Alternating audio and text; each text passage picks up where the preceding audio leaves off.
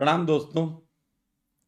मैं सखा आपके बीच दिल्ली का जो धरना प्रदर्शन कह सकते हैं, आंदोलन कह सकते हैं, आप लोग जो भी कह सकते हैं, उसके संबंध में कुछ थोड़ी सी चर्चा करने के लिए आया हूँ। सबसे पहले तो एक प्रश्न बहुत आ रहे हैं लोगों के कि इसका परिणाम क्या निकला सका, कि अब आपको क्या लगता है इससे क्या परिणाम निकलेगा। तो परिणाम ये निकला है कि मोदी और केजरीवाल इन सब ने मिलकर तय किया है कि रॉक फेलर को पकड़ के उसे सड़क के बीचों बीच फांसी दी जाएगी। और साथ ही साथ ये भी परिणाम निकला है कि लोगों के शरीर में खाली इंजेक्शन डाल के जो लगाया गया है उसे वापस खींच लिया जाएगा।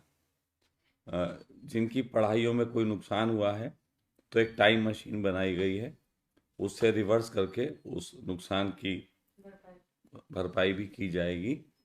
साथ साथ जितने आंदोलनकारी रहे हैं उनको जो है फ्रीडम फाइटर का दर्जा देके उनके नाम एक एक हज़ार पेट्रोल पंप किए जाएंगे। तो ऐसा मतलब परिणाम निकल आया है, आप समझ ही गए होंगे, है ना। तो अब इस परिणाम के बारे में बात कर लीजिए। ऐसे जो परिणाम सोचते हैं उनको मैं कहना चाहता हूँ, उठो बेटा, सुबह हो गई है ना। चंदा मामा सो गए, सूरज चाचू जागे। तो इस तरीके के परिणामों की उम्मीद अगर आप करते हैं तो आप बहुत गलत उम्मीद करते हैं। ये उम्मीद नहीं करनी चाहिए, ऐसी बात अच्छी बात नहीं होती है। इससे आदमी जीवन में भ्रम में पड़ता है।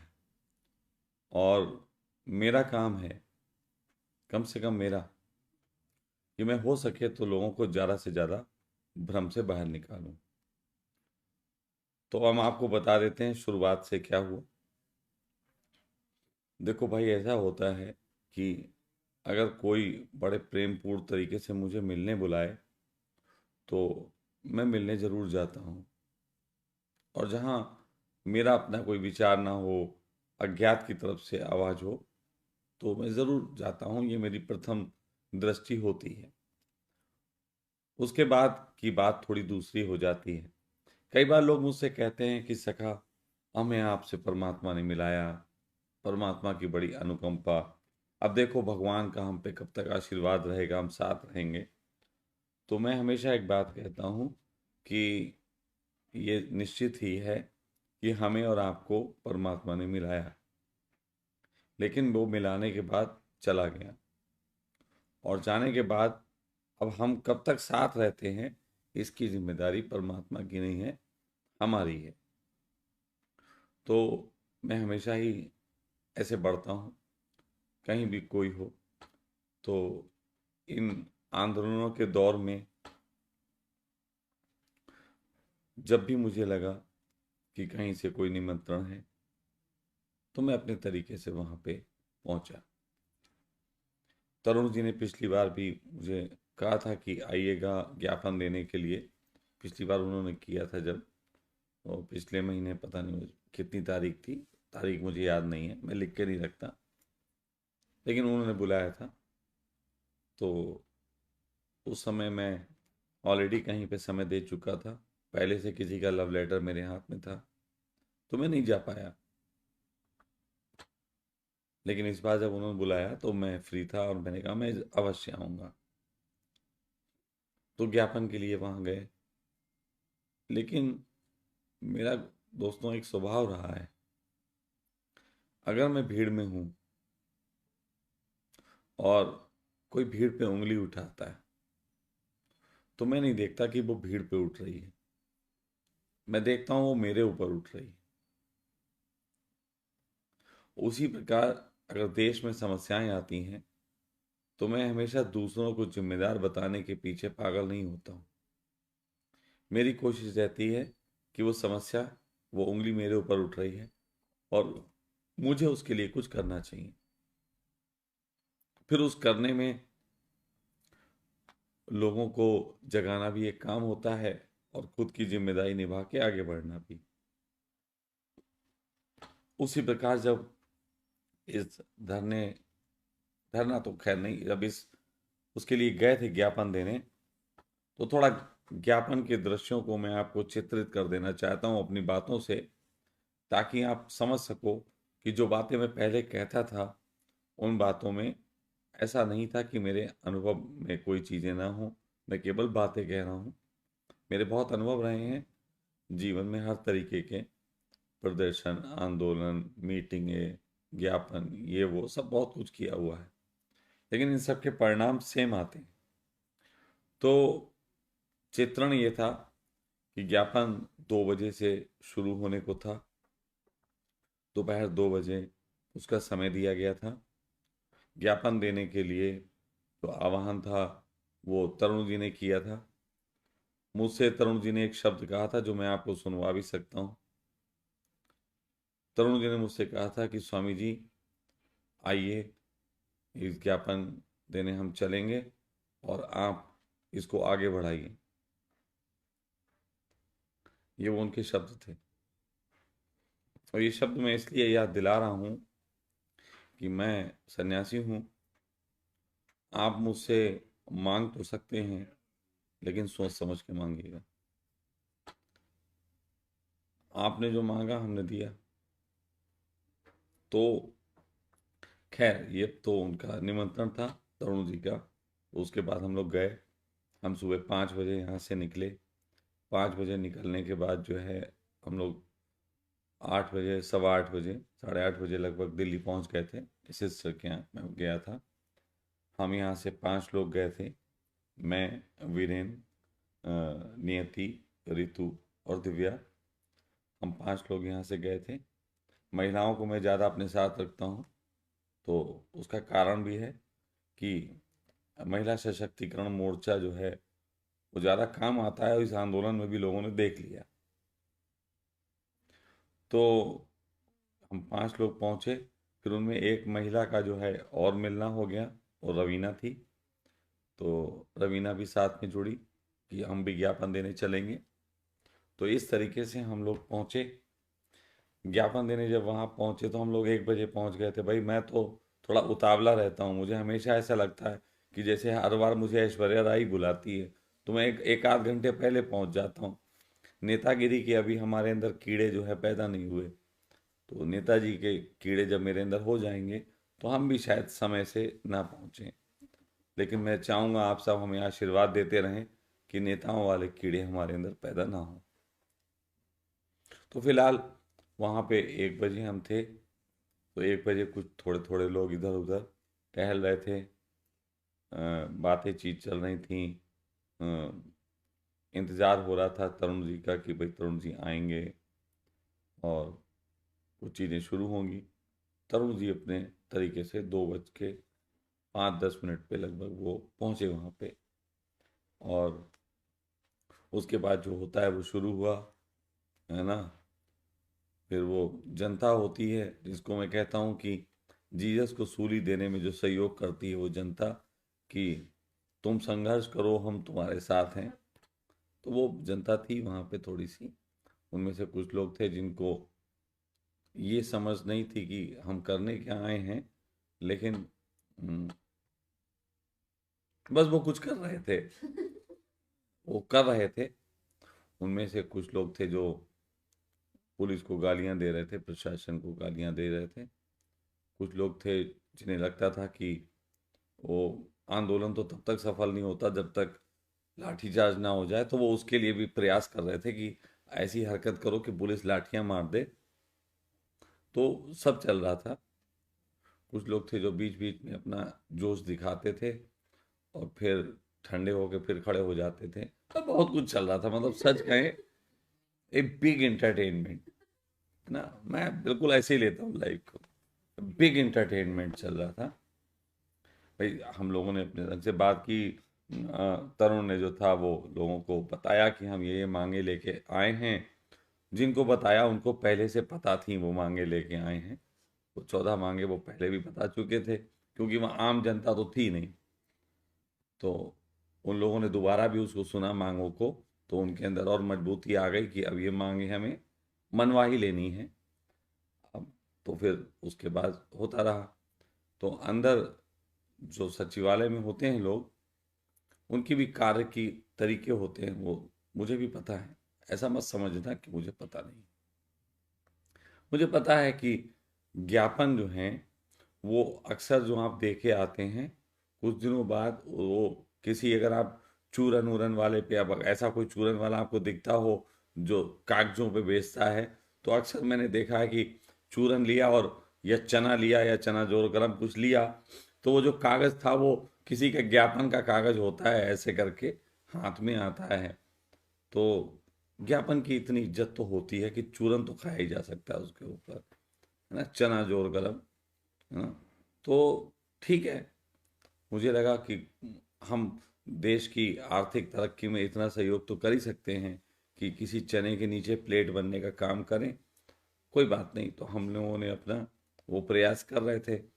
अंदर के जो लोग होते हैं उनके पास ज़्यादा कागज आ जाते हैं और चने लोग कम खा रहे हैं आजकल, और उसके लिए नए नए आ गए हैं चीज़ें।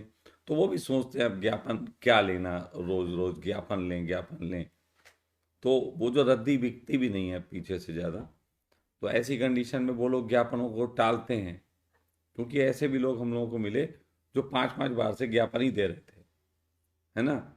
जैसे कुछ पत्नियां होती हैं दुष्ट प्रवृत्ति की, मैं सबको नहीं कहता, कुछ होती हैं, तो उनको बोलो भूख लगी है, हाँ हाँ हाँ दे रहे हैं दे रहे हैं, भूख लगी, हाँ हाँ दे रहे हैं दे रहे हैं, वो बहुत देर लगा देती हैं। उसी प्रकार हमारे नेता हैं, वो ज्ञापन ऐपन लेने के लिए उनसे आप जो मांगते हो, क्योंकि सभी मांग रहे हैं। असल में कोई व्यक्ति नेता बन के ही समझ सकता है कि उससे लोग उम्मीद ये करते हैं कि वो हर एक का दुख दूर कर दे, हर एक का दुख दूर कर दे। और इसको जो छोटे नेता हैं, जैसे आजकल के आंदोलनकारी जो लोग हो गए हैं, वो इस अनुभव से गुजर रहे हैं। उनको पता लग रहा है कि अब जैसे हमारे पास फ़ोन आते हैं कि सखा जी अभी ये देखो, आपको बंगाल में ऐसा हो गया है, अब आप तुरंत पहुंचिए वहाँ, संभालिए हम लोगों को, हमारे लिए लड़िए आके। ऐसे फ़ोन आते हैं। अरे कल तो एक बहुत अच्छा फ़ोन आया आंदोलन के, जब ये निपट गया उसके बाद एक फ़ोन आया, एक बुजुर्ग थे, उन्होंने कहा कि सखा ने कहा था कि हमें गोली मार दी जाए लेकिन हम यहाँ से हटेंगे नहीं। तो सखा हटे कैसे? तो असल में उन्हें हटने और हटाने का फर्क नहीं पता है ना। सखा तो नहीं हटे, लेकिन हटाया गया इसका फर्क उन्हें नहीं पता है। लेकिन खैर उनकी तमन्ना थी गोली मारी जानी चाहिए थी, इनको हटाया क्यों गया? तो ये शिकायत उनको मुझसे रही कि मैंने गोली क्यों नहीं मरवाई अपने आप को। अब मैं थोड़ा सोच रहा हूँ कौन सी ट्रिक करूँ जिससे मुझे गोली मार दी जाए आंदोलन में। सोचना पड़ेगा, चिंतन का विषय है। जनता का सम्मान होना चाहिए, जो जो मांग रहा है उसे सब मिलना चाहिए, है ना। जैसे वो हमसे जो मांग रहे हैं हम सब देना है, गोली भी खा लेनी है। कुछ लोगों को है कि रॉकचाइल्ड को मारते क्यों नहीं। हमने एक दिन एक बता रहे थे कि एक प्रक्रिया ऐसी भी होती है वुडू में जिसमें दूर से किसी व्यक्ति को मारा जा सकता है, वुडू की प्रक्रिया है। तो मुझसे तुरंत ही प्रश्न उठा, तो रॉक फेलर को मार देते हैं, वुडू कर देते हैं। लेकिन आप सब हर चीज को इतना आसान समझते हैं कि मुंह से निकली और पूरी हो गई। तो चलो, आप मुंह से निकालो चाय, आ गई, देखो आ गई, पियो पियो, अच्छा ठीक है। तो जिस तरीके से जनता है ना, तो जनता तो चाहती है कि जो उसका प्रतिनिधित्व कर रहा है वो सब तुरंत पूरा कर दे, पूरा कर दे। तो इसलिए जब राजा कोई बन जाता तो उसे पता लगता है गलत बातें करके आ गए थे। और ये भी एक रीजन है कि राजा बनने के बाद व्यक्ति बदलता हुआ दिखता है। केजरीवाल बदल गए, मोदी बदल गए, सब बदल जाते हैं, और भी जो आगे आएंगे वो भी बदलेंगे। तो ये तो वास्तविकता रहती है। खैर फिर अभी आगे बढ़ते हैं ना, बड़ा मज़ेदार है, सुनो आराम से, है ना, आपको इंटरटेनमेंट पूरा मिलेगा, फुल पैसा वसूल आज का जो है एपिसोड है। इसका नाम बीडी बेटा फुल पैसा वसूल एपिसोड रखना, ठीक है। हाँ, तो इस तरीके से फिर आगे बात बढ़ी। फिर उन्होंने आंदोलन में हम लोगों ने माइक पे गालियां दी, आपने मुझे भी देखा होगा कि केजरीवाल को पता लगे कि हम लोग बाहर आए हुए हैं और कोरोना का इलाज हमने ढूंढ लिया है, डरोना। लेकिन ये बात मुझे बाद में फील हुई कि वो इलाज जो है वो वास्तव में सही इलाज है। कोरोना का इलाज तो डरोना ही है, क्योंकि हम लोग इतने लोग बिना मास्क के वहाँ थे। अच्छा, कोरोना हो जाता है मास्क ना लगाने से? ओ तेरी, मुझे मेरा गला बैठ गया, ये सिम्टम तो नहीं है? हैं? क्यों? सीधा, ये सिम्टम तो नहीं है कि गला बैठ जाए, ये कोरोना में आता हो? खैर, मैं बच गया। तो कोरोना से बचने के लिए ये डरोना हम लोग अपनाते हैं।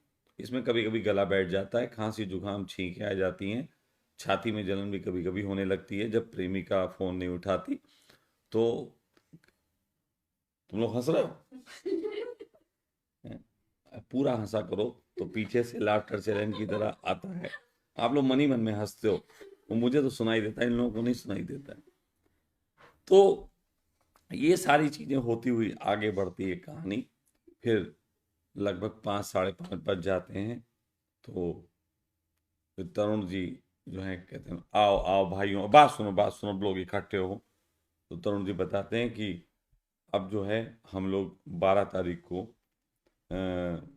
प्रधानमंत्री का घेराव करेंगे, और 23 तारीख को पूरे देश की जनता घेराव करेगी। अच्छा, जब ये बोलते हैं हम लोग कि देश की जनता, तो हमें ऐसा लगता है सब जनता हमें सुन रही है, ऐसा ऐसा भ्रम होता है। अच्छा, मैं इसीलिए बोलता हूँ कि मैं जो बोल रहा हूँ वो सिर्फ मैं 8 PM परिवार के लिए बोल रहा हूँ। इतना परिवार सुन रहा है, मुझे भ्रम नहीं है, वाकई में मुझे भ्रम नहीं है कि देश की जनता हमारा साथ देगी, देश की जनता आंदोलन कर देगी। अब देश की जनता अपने बच्चे का डायपर चेंज करे कि तुम्हारा आंदोलन करे? देश की जनता अपनी दुकान खोले कि तुम्हारा आंदोलन तेज करे? देश की जनता शाम को पार्कों में घूमे, लड़कियों से फोन पे बात करे, रेस्टोरेंटों में खाना खाए, या तुम्हारे आंदोलन में समय लगाए? देश की जनता की अपनी बड़ी समस्याएं हैं, उसके मन में जो शाहरुख खान, सलमान खान और इन सब लोगों ने जो भर दी हैं बातें, देश की जनता को वो स्वप्न पूरे करने हैं। शाहरुख खान का स्वप्न पूरा करना है, किरण वाला, है ना? और ऐसे ही बहुत सारे स्वप्न हैं जनता के पास। कुछ लोगों को मनी हीस्ट की तरह भी कुछ करना है। तो बहुत सारे इस तरीके के स्वप्न हैं। तो जनता अपने स्वप्नों में है, आप उसे सोचें कि आप वो आपको सुन रही है। तो असल सच बात तो ये है कि अगर आप उसकी फ्रेंड लिस्ट में हैं तो उसकी कोई पोस्ट आपके सामने से, आपकी कोई पोस्ट उसके सामने से गुजर जाती है, तो कभी कभी जनता की उंगली उसमें टच हो जाती है। तो उस टच होने से आपको एक व्यू मिल जाता है, और आप समझते हो इतने लोगों ने आपको देखा। लेकिन मैं देख रहा तब मानता हूँ जब जनता टिकट लेके देखे और पूरी पिक्चर देखे। तो आंदोलनकारियों से ज़्यादा जनता सलमान खान से सम्मोहित है, शाहरुख खान से सम्मोहित है, इन सब से सम्मोहित है, क्योंकि इनके देखने में उसके पैसे भी खर्च होते हैं। हमें देखने में कौन सा पैसा खर्च होता, हम तो फोकट में बोल रहे हैं। हम तो कहते हैं पैसे हमसे ले लो, हमें देख जाओ आके, है ना? तो आंदोलनकारियों की तो ये हालत है कि हमें सुन लो भाइयों बहनों, हमने कोल्ड ड्रिंक भी मंगवा ली तुम्हारे लिए, आ तो जाओ, कुर्सियां खाली पड़ी हैं। तो ये सब चलता है, ये तो यथार्थ से परिचित करवा रहा हूँ। तो फिर तरुण जी ने जब कहा कि हम लोग क्या भाइयों बहनों आप हमारे साथ हैं, तो जाहिर सी बात है जो 2 घंटे के लिए आया हुआ हो वो चिल्ला के बोले हाँ हम आपके साथ हैं। होता है ऐसा, भीड़ में सब चिल्ला देते हैं। भीड़ में कौन मना करता है? अगर आप भीड़ में कहो आप हमें प्यार नहीं करते, तो भीड़ में सब कहेगा हाँ हाँ करते हैं। आप हमारे लिए जान दे सकते हैं? बोले हाँ हाँ जान दे सकते हैं।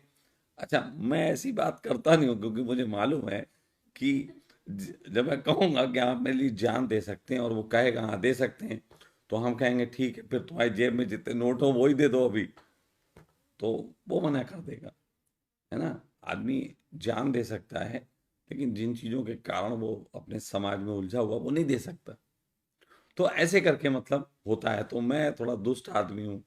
बाकी लोग तो बस जब जनता से पूछते हैं जान दे सकते हैं, जनता हाँ दे देंगे, तो सामने वाले को लगता है हाँ ये दे देंगे, और उसे बहुत खुशी होती कि उसके लिए कितने जान देने वाले मौजूद हैं। तो ये होता है, ऐसा होता है। ऐसे जैसा आप देखा, मोदी को 135 करोड़ लोग, जनता मोदी को मान रही है। कहते हैं कई बार भाषणों में, एक वीडियो बनाना जिसमें दिखाना 135 करोड़ जनता मोदी को मान रही है। फिर उसमें राहुल राहुल गांधी भी कह रहे हैं 135 करोड़ जनता हमारे साथ है, और सोनिया गांधी और सभी कहते हैं, सारे नेता। और फिर आखिर में लिखना है मैं 135 करोड़ में हूं भैया कि नहीं हूं, क्योंकि मैं तो किसी को नहीं मान रहा। तो ये पूछ भी लेना, ये प्रश्न भी उठता है, जायज प्रश्न है। ठीक है, तो तुम एडिट करके बनाना, बहुत अच्छा हिट जाएगा और तुम्हें भी लगेगा लोग तुम्हें मानते हैं। तो अब ये सारी चीजें होती हैं। तो तरुण जी ने जब कहा तो जनता तो साथ में थी। जनता ने बोला चलो अपना काम खत्म हो गया, गाली गाली निकाल दी, भड़ास भड़ास निकाल दी। एक महिला थी, बहुत चिल्ला रही थी, उनको भी लगा कि बस अब ठीक है, अब इससे ज़्यादा चिल्लाने की जरूरत नहीं है, अब हम लोग घर चलेंगे। तो जब उन्होंने, डॉक्टर साहब ने ये कहा, तो मैंने कहा ये क्या हो गया, हम आए थे ज्ञापन देने, ना तो यहाँ ज्ञापन लिया गया, ना यहाँ कुछ हुआ, ना तो सरकार जागी, ना जनता जागी, तो हम क्या यहाँ खुद सोने आए थे। वहां पे मेरे जो है अंदर का प्राणी बाहर आ गया, और मैंने कहा मैं डॉक्टर साहब, हम ज्ञापन देने आए थे, ज्ञापन दे के जाएंगे, और जब तक वो नहीं लेंगे तब तक नहीं जाएंगे, अब हम यहीं बैठेंगे।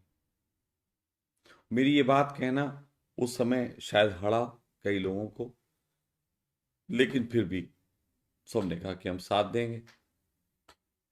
जो लोग आए थे अपनी बात कह के फोटो खिंचवाने, उन्होंने क्या गड़बड़ कर दी रात में थी। अफसोस जी कह रहा बैठो, लेकिन उन लोगों ने उस समय तो हाँ हाँ, अरे बड़ा सखा, बढ़िया, खूब तालियां बजी उस समय हमारी बात पे। थोड़ा सा अच्छा फील कर लो थोड़ा सा। तो खूब तालियां बजी, मुझे बड़ा अच्छा फील हुआ। लेकिन मैं, जैसे शुरू में आपसे कहा, आप हमारे वीडियो को फिर रिवर्स करो, अब फिर पीछे का देखो, मैंने कहा मेरा उद्देश्य है कि आपको सत्य से परिचित करवाना, तुम्हारा जनता को सत्य से परिचित करवाना था। तो बताना था कि ज्ञापनों का क्या होता है, और जिससे तुम ज्ञापन देने आए हो तुम्हारे साथ क्या करने वाला है। और आंदोलन आंदोलन बहुत सुनी, लोग अन्ना आंदोलन में ऐसे वंदे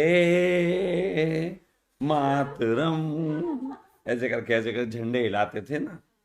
नहीं, आंदोलन ऐसे नहीं होता है ना, ये सब आंदोलन नहीं होते। ये तो आंदोलनों के साथ थोड़ा सा चीजें जोड़ दी गई हैं, और इनको आंदोलन मत मानिए। ये वंदे मातरम तो तब है जब आप जहां हैं वहां सच के प्रति जो है अपना समर्थन जाहिर करें, जहां हैं वहां लड़ें गलत बातों के प्रति। तो ये होते हैं फिर आंदोलन। वंदे मातरम तब है कि आप एक दिन के लिए वंदे मातरम करने लग जाते हैं। तो कुल मिला के मैंने जब ये कह दिया तो फिर बैठना था। अब कहने के बाद जैसे ही कैमरा वैमरे हटे सब, अब से हुआ कि अब ये खाना कहाँ से आएगा, अब खाना कैसे आएगा, बिस्तर कहाँ से आएगा। हमने भाई, हमने तो खाने की सोची नहीं, हम तो ज्ञापन देने आए थे, हम तो सड़क पे लेट जाएंगे। लेकिन फिर मुझे लगा कि मेरे अतिरिक्त भी बहुत से लोग हैं जिनमें इतना जज्बा नहीं हो सकता, जरूरत हो सकती, तो मैंने उसकी बात कही। और निश्चित ही मैं 8PM परिवार के सभी सदस्यों का बहुत आभारी हूँ, जिन्होंने लगातार भोजन की, सब चीज़ों की व्यवस्था करवाई। और एक और खूबी ये लगी कि लोगों ने अपना नाम नहीं भेजा कि हमारा ये नाम ले लीजिए कि हमने ये किया।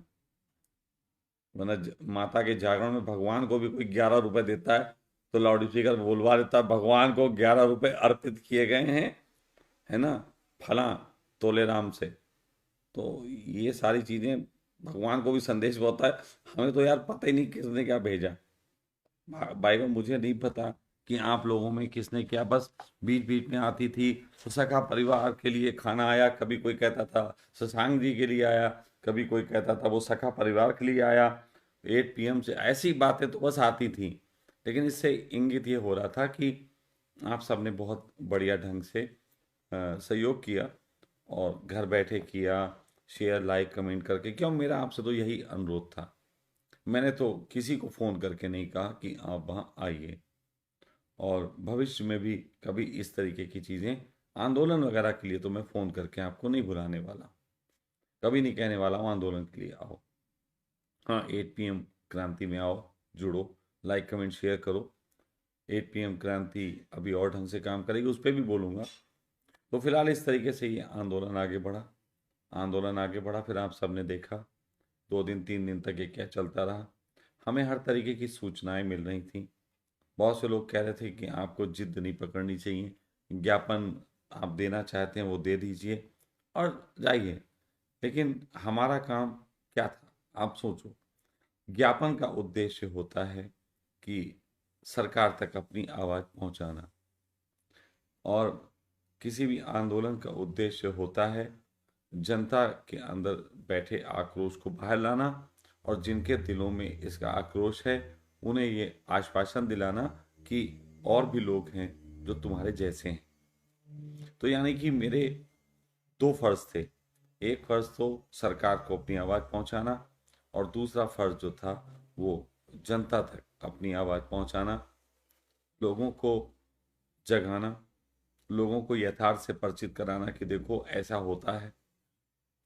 और मैं समझता हूँ कि हमें अंगूर खाने के लिए बुलाया गया था और हम तरबूज खा के लौटे हैं। तो ये तो हुआ। इस बात की धमक, इस बात की धमक नेताओं के कानों में भी पहुंची है। इस बात की धमक पब्लिक के अंदर भी उठी है।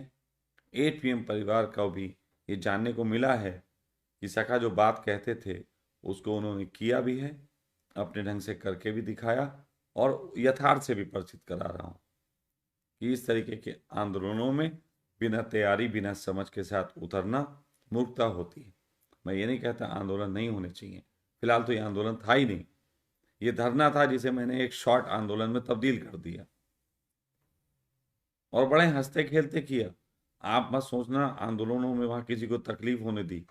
मैंने, आप लोग जो भोजन भेज रहे थे अधिक मात्रा में और लोग जो खा ले रहे थे, तो आस पड़ोस में टॉयलेट और वो नहीं थे जहां वो आके उसको निकाल पाए, तो मैंने अपनी बातों से उनको हंसा हंसा के उनके पेट में ही उसको बाष्प बना के उड़ाने के लिए यंत्र लगाया।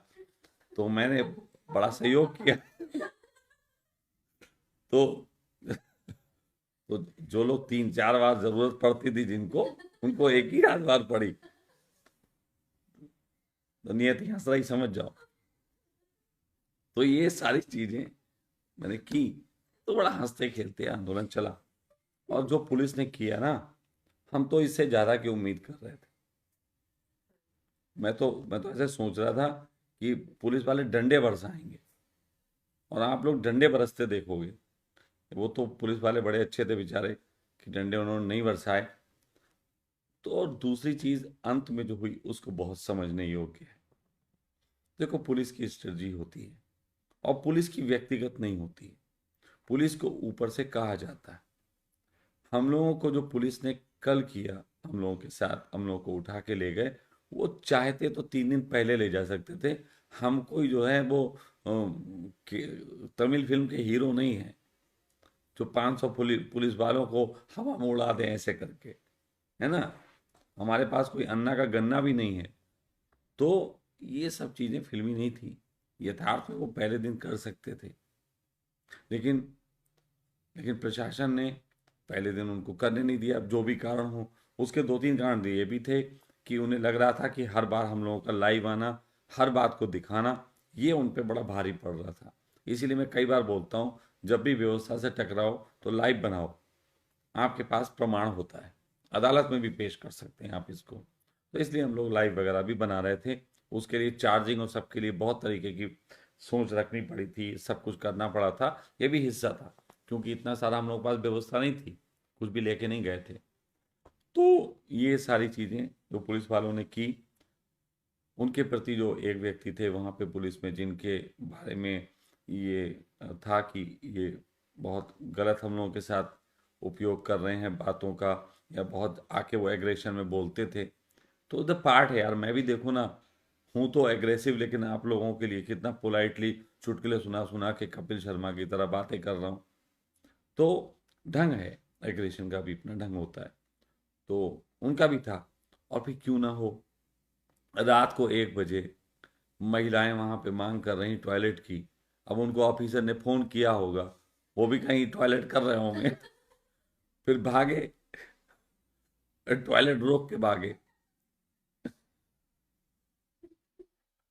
गुस्सा आएगी नहीं आई? तो उनकी गुस्सा जायज थी। संजीव कुमार जी उनका नाम था, संजीव कुमार। हाँ, तो मैं भी तो वही बोल रहा हूँ, संजीव कुमार जी उनका नाम था। प्यारे इंसान थे। बाद में मुझे उनसे बातें हुई खूब थाने में। वो मास्क उतार के बातें करते हैं थाने के अंदर, आपको बता दूं। मास्क वगैरह थाने के बाहर होता, पब्लिक के बीच में, क्योंकि उसी से तो चंदा वंदा मिलता है ना सारा, माता के जागरण के लिए। तो अंदर थाने में कोई मास्क में बात नहीं कर रहा था, बड़े बढ़िया से बात कर रहे थे। बहुत अच्छे लोग थे, खूबसूरत लोग थे। और मैंने उनसे सबसे कहा, आप तो इतने खूबसूरत हो, तो मुंह क्यों छुपाए घूमते हो, है ना, डायपर लगाने की जरूरत नहीं है। खैर, तो सत्ता के पास हमेशा ही आपको भटकाने के लिए कुछ ऐसी चीजें हैं जिसके बारे में उसने ही कहा है कि आप ऐसे करो, इससे हम मानते हैं। जैसे आप ज्ञापन दो, हम आपके लिए कार्रवाई करेंगे। सत्ता के पास ये ढंग है, आप ज्ञापन देते रहते हो, वह ज्ञापन में फंसे रहते हो। फिर उसके बाद ज्ञापन से ऊंचा ढंग है कि आप कोर्ट में अपनी लड़ाई करो। तो अच्छा ठीक है, मैं जा रहा हूँ, रास्ते में मुझसे जो है चालान काटा जाता है मेरा, अब मैं कोर्ट में लड़ाई करूँ, है ना। अब बच्चे के परसों पेपर हैं, आज नियम आ गया है कि नहीं देने देंगे, अब हम कोर्ट में लड़ाई लड़ें। तो ये सब भटकाने के तरीके हैं। मैं कोर्ट की लड़ाई को भी एक ढंग मान सकता हूँ, है ना, लेकिन पूरा नहीं। मैं ज्ञापन को भी एक ढंग मान सकता हूँ, लेकिन पूरा नहीं। मैं पूरा ढंग किसे मानता हूँ? फिलहाल उससे कहने से पहले एक और बात बता दूं। तो ये सब जो चीज़ें हुई, तो उसके बाद पुलिस जब उठा के ले गई, तो वहाँ सिचुएशन ये थी कि पुलिस के, देखो सुनो, जब बाहर हम प्रदर्शन कर रहे थे और वहां से हमें उठा के पुलिस ने अब अपनी एक बाउंड्री के अंदर रख लिया था, तो अब हमारा प्रदर्शन जो था वो किसी काम का नहीं रह गया था। हम वहां जिद कर सकते थे, हम वहां जिद कर सकते थे। जिद करके हम क्या करते, हम जिद करके वहां पे लठिया खाते। चलो, लाठी खाने से होता क्या है? अगर हम जिद करके लाठी खाते तो बाहर तो एक मैसेज ये आता, और चलने लगा था, थोड़ा थोड़ा चलने लगा था कि आंदोलनकारियों को पीटा गया, ये सब चीजें। सच बात यह है कि मैं अपनी बात कहूँगा, हाँ, क्योंकि वहाँ भीड़ में मैंने अपने को देखा, मुझसे कोई मिसबिहेव नहीं हुआ। अब धक्का मुक्की में एक आध हाथ हाथ लग गया हो, अब मैं उसको हाथ को घूसा भी बोल सकता हूँ, लेकिन नहीं, वो धक्का मुक्की होती है, इतने बीच में लग जाता है। बच्चे भी थे, इनको हमें यही कह के उठाया गया, प्लीज़ आप उठिए। इन्होंने कहा कि हमने गलत क्या किया, बोले हमने गलत कुछ नहीं किया, लेकिन प्लीज़ आप उठ जाइए, यही बोलते रहे वो लोग। तो उन्होंने कहा, वहाँ के पुलिस वाले और सबने भी ये कहा कि सर आप गलत नहीं हैं, हम आपको एक बार भी गलत नहीं कह रहे हैं, लेकिन हमारी भी मजबूरियां हैं, आप थोड़ी समझो।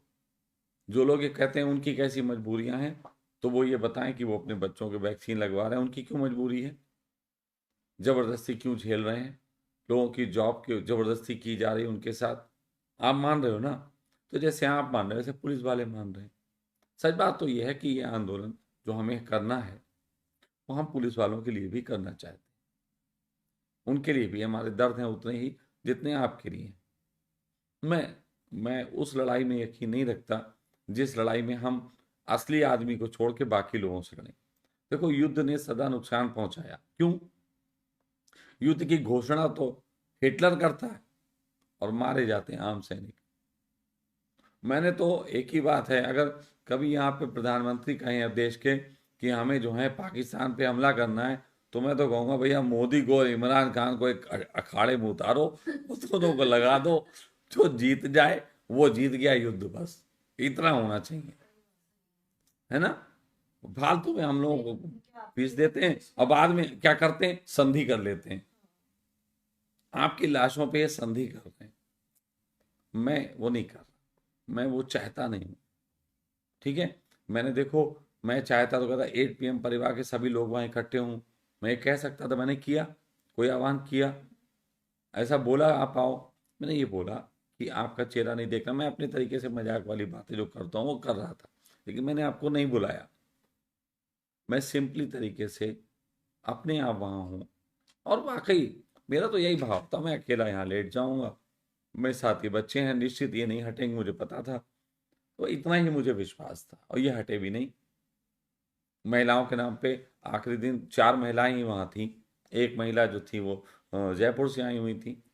तो 5 महिलाएं, तो 5 महिलाओं में वही सब महिलाएं थी, जयपुर से आई थी वो भी सन्यासी थी, और ये 3 बच्चे थे और रवीना थी। यही सब लोग थे। बाकी महिलाएं आ रही थी, जा रही थी अपने तरीके से, उनके सहयोग हैं, उन सबको मैं धन्यवाद देता हूँ। ये नहीं है कि मैं किसी एक को, लेकिन ये जो आंदोलन था इसकी पूरी प्रारूप आपको समझना पड़ेगा कि ये सब चीज़ें चल रही थी। तो वहाँ पे शाम को एक स्थिति ये थी दोपहर में कि उन्होंने जब पकड़ लिया तो उनके पास हमें उन्होंने बुलाया। ऐसा कहा जी देखिए, अब आप ज्ञापन देना चाहते हैं, हम आपको दिलवा देते हैं ज्ञापन।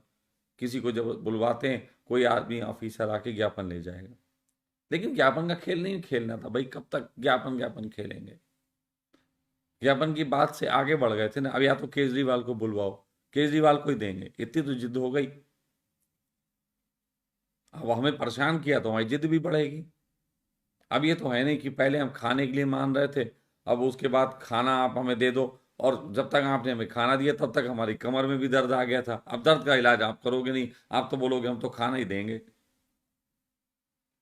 तो उसी तरीके से फिर इतनी जिद थी कि भाई केजरीवाल जी आए और वो ज्ञापन लें, जबकि केजरीवाल कल उपलब्ध थे, कल दिल्ली में उपलब्ध थे, ये मैं बता देना चाहता हूँ।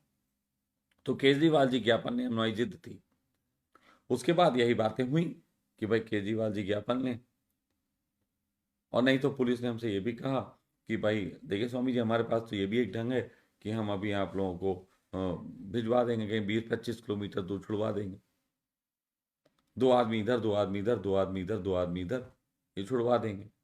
अच्छा, उसे छुड़वा देने से या हम लोगों पे टॉर्चर होता, उससे 2 मैसेज क्रिएट होते हैं। मैं हमेशा, मैंने, आप शायद ना हो तो मैंने पहली बार भी जब देवेंद्र को वहाँ पे यहाँ पे पकड़ा गया था चंडीगढ़ में, मैं वहाँ पहुँच के एक ही चीज़ की चिंतित हुआ था कि अ, आम जनता में ये संदेश पहुँच जाता है कि देखो, जब हमारे नेता लोग या हमारे वो जो आगे चल रहे हैं, जब उनके साथ पुलिस ये मिसबिहेव कर रही तो हमारे साथ क्या करेगी। मैं आपसे शुरू में कह चुका हूं कि मैं आपको मैसेज देना चाहता हूं सेनापति की तरह। अब मैं वहां पिटता, मैं वहां चिल्लाता, मैं वहां फूट जाता, मैं वहाँ जेल में होता, 3-4 दिन रह लेता, तो मैं आपके लिए हीरो होता। आप बाहर मैं आता, सच मानो 3 दिन में मैं हीरो हो जाता, बहुत बड़ा हीरो हो जाता। अच्छा, इससे आप में क्या परिवर्तन आता, मुझे दिल से बताओ। आप सब भी 3-3 दिन जाके या तो हीरो बनने की सोचते, उसके लिए आप या तो गलत हरकत करते, या फिर ज़्यादातर लोग तो ये सोचते भैया हमें नहीं जाना ये सब, हमें ये सब 8 PM वगैरह नहीं चाहिए, लाइकिंग कमेंट तक चलता रहता, यथार्थ में नहीं आती चीज़ें। लेकिन मैं आपसे कहता हूँ कि मैंने एक निर्णय लिया। मैंने उनसे कहा नहीं, हम सब इकट्ठे जाएंगे, इसी थाने से बाहर निकलेंगे, इकट्ठे निकलेंगे, आपको हमें कहीं छुड़वाने की जरूरत नहीं, ना ही आपको बदमाशी करने की जरूरत है, हम यहीं निकलेंगे।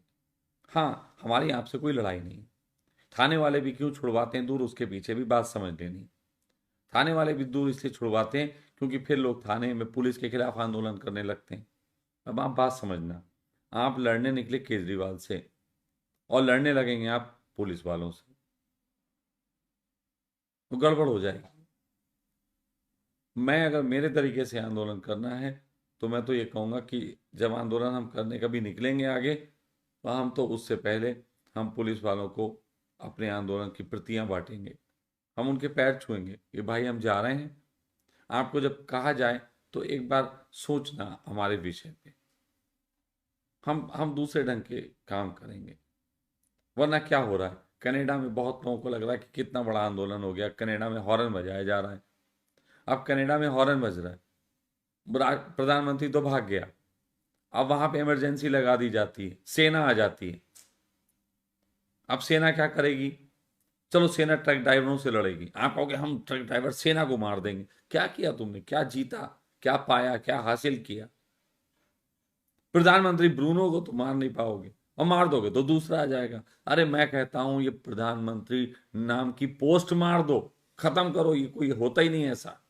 तभी तो मैं कहता हूं ये गणतंत्र, ये लोकतंत्र खत्म करना है।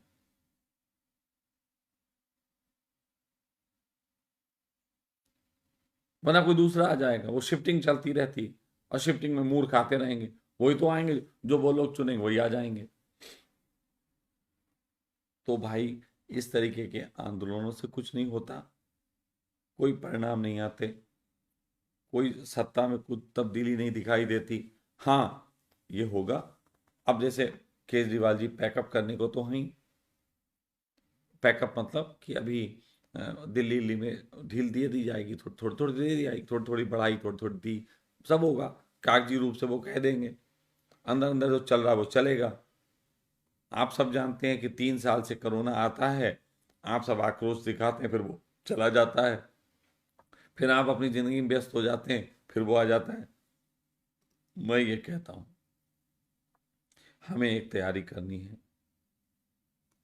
अब जब आएगा उससे पहले हमारी संख्या भयंकर होनी चाहिए,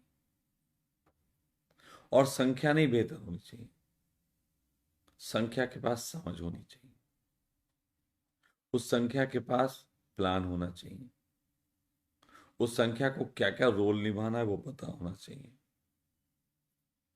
तो इसके लिए बस इतना ही कहूंगा। मैं हर शहर में अगर 100 व्यक्ति इस कार्य में आगे आने के लिए खड़े होते हैं, 100 व्यक्ति हर शहर में अगर इस कार्य के आगे आने के लिए खड़े होते हैं कि वहां पे उस शहर में 100 लोगों का एक संगठन बने, तो मैं सखा अपना समय देके उन लोगों के लिए मोटिवेशनल और प्लांट, या इसको नाम देंगे वो बाद में दे लेंगे, अभी पता नहीं, हम तो बोल रहे हैं बस। तो एक प्लान के तहत उनको एक पूरे दिन का समय देना पड़ेगा, जहाँ पे 2-2 घंटे के 4-5 सेशन होंगे, जिनमें प्लान वे में उनको समझाया जाएगा कैसे करके काम करना होता है, कैसे करके आत्मा को मजबूत बनाना होता है, कैसे करके आपको संगठित रहना पड़ता है। सारे प्लान के साथ बात होगी। तो जो भी व्यक्ति अपने शहर में 100 लोगों को इकट्ठा करके उन लोगों की मीटिंग करके काम करना चाहता हो, वो व्यक्ति अपने तरीके से हमें संपर्क कर सकता है। लेकिन स्पष्ट बात, मैं अपना पैसा लगाऊंगा तो मैं आपसे ही कमाऊंगा, उसमें धंधा खड़ा होता है। जो भी व्यक्ति इस आंदोलन में जुड़ेंगे, उन व्यक्ति को अगर वो मुझे अपने शहर बुलाते हैं तो मेरा खर्चा देना पड़ेगा। दूसरी बात, जो 100 लोगों को बुलाने की बात कर रहा हूँ, अभी तक ज़्यादातर ये होता है, कैसे होता है, चाचा आ जाना है ना, ताऊआ आ जाना यार, एक दिन का समय निकाल लेना भैया, आ जाओ यार, आप आए नहीं अभी तक, ये होता है। नहीं, आप जिन 100 लोगों को तैयार करोगे उनके नाम मुझे भेजोगे, उनका मुझे पूरा चाहिए होगा कि उनके नाम क्या हैं, उनका आइडेंटिटी क्या है, और साथ ही साथ प्रति व्यक्ति 200 रुपये आप लोगे। आप अपने शहर में जब करोगे प्रति व्यक्ति 200 रुपये लो, या अपने खर्चे के हिसाब से 100 रुपये, जो भी आप समझो वो लो, वो व्यक्ति, और उससे इतना शुल्क लिया गया है, उसकी आप मुझे सूचना भेजोगे, उसी शुल्क से आप मेरा भी खर्चा दो आने जाने का, और अपनी भी व्यवस्था निकालो, ये आप करो। तो पूरे हिंदुस्तान में ये हम करेंगे, अपने तरीके से हम करेंगे, उसकी हमने प्लान कर ली है, आपको बता दिया जाएगा। लेकिन जिस दिन बताएंगे उस दिन डेट के साथ। अपना ऐप भी आने वाला है, ऐप आएगा तो उसमें हम फिल्टराइजेशन करके हमारे शहर में कितने, किस शहर में कितने लोग हैं, उनके तहत हम पूरे शहर में एक अभियान छेड़ेंगे। 4 चीज़ों की समझ जिनमें हो वो इसका प्रतिनिधित्व कर सकते हैं, जिनके पास समय हो, जिनके पास समझ हो, जिनके पास साहस हो, जिनके पास सामर्थ्य हो, 4 तरीके के जिनमें चीज़ें हों, वही इस आयोजन की जिम्मेदारी ले। और अगर नहीं है तो जबरदस्ती चने के भाड़ पे ना चढ़े। मैं आपको यथार्थ से परिचित कराना चाहता हूँ, यथार्थ के बाद ही आप इतने समझदार बनोगे कि फिर आप यथार्थवादी बातें करके ही जनता अपनी आवाज उठाए और नेता भी सुनेगा, लेकिन व्यर्थवादी बातें उसे कुछ नहीं होता।